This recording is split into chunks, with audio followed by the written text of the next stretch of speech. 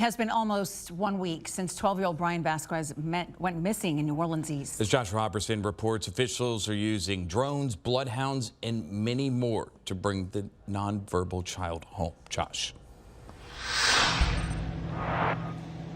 Yeah, and Rob, they've been bringing in other agencies, too. We know state police, the state in general, has been very heavily involved in this search. Austin Badon, who's been out here several days now in a row with the governor's office, former state rep himself, and we've talked at length with him about all the things they're doing. They brought in corrections officers with Angola. They brought the bloodhounds with them to sniff out an article, actually, of Bryan Vasquez's clothing to then be able to hopefully go into the brush, go into some of this marshy area, because the landscape is really tricky, and hopefully able to find him. But we know that state police, they're out here. You have Sewage and Water Board clearing out all this brush here behind me. They've pulled a lot of this stuff out of the ground here near this bayou, which is, again, is near Michoud and Chef Mentor Highway. That's where this neighborhood is. And we've been off the beaten path, too. We know that's where the dogs were. There have been thermal drones trying to look for heat signatures in some of the marshy brush area. And again, this is a very challenging search, but we're getting to day 6 now, and we know the community's been heavily involved in this search, too. The family, the mother has been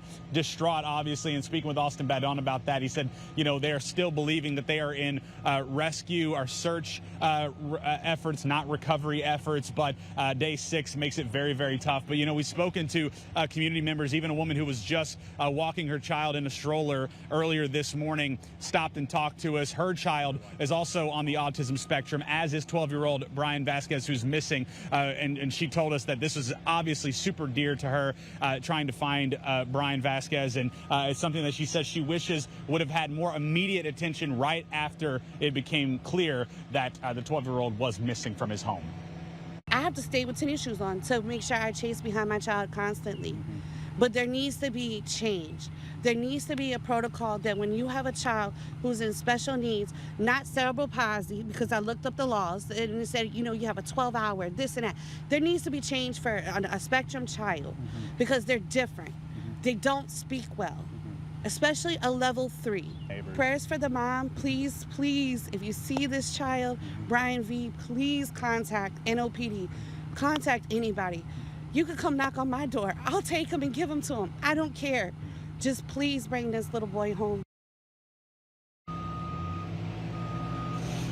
That was Krisha Poole there, obviously very emotional, talking about her own child, and you know, and Bryan Vasquez obviously also being on the autism spectrum. He's also nonverbal and was last seen wearing just a diaper as he was leaving his home, as seen in the Ring camera footage that we were able to get. And so again, this is very important to the community here to be able to bring some closure to this family. But the crews are out here; they're continuing this search as they have now for going on 6 days. And if you have seen 12-year-old Bryan Vasquez, he is 5 foot tall, about 90 pounds, brown hair, brown eyes, and nonverbal. And if you do, obviously, they want you to contact authorities immediately so that they can help the family out. But for now, reporting here in New Orleans East, Josh Robertson, Fox 8 Local First.